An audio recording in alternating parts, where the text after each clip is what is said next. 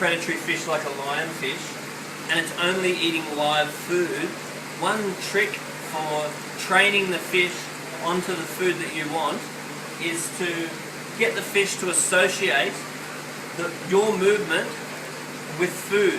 So currently the fish associates the movement of the food with food. So therefore he sees the movement and then he eats it.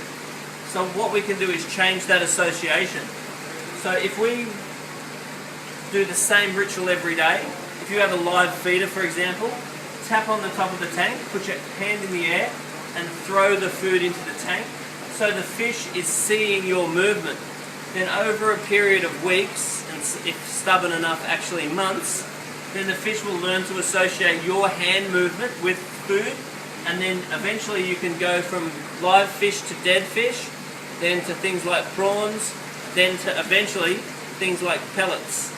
Now the thing about feeding live foods to your fish and prawn and stuff like that is it's very high in protein but lacks most essential vitamins.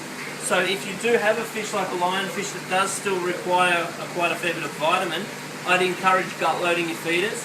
What that means is feeding high quality pellets like Spectrum to your feeders, so when the feeder gets eaten, the nutrients inside the feeder actually get absorbed by the lionfish. And if you are feeding foods like prawns, you just get the pellet and push the pellet through the flesh of the prawn, so when he eats the prawn, he is also getting the nutrients that are in the fish food. So getting high quality food like Spectrum, which is full of vitamins, into predators is also important. Otherwise, over long periods of time, not only can the fish start to lose colour, it will affect the immune system of the fish, make them more susceptible to digestive problems, make them more susceptible to head and lateral line erosion. So vitamins are really important, and Spectrum pellet is definitely the best way to get vitamins into the fish.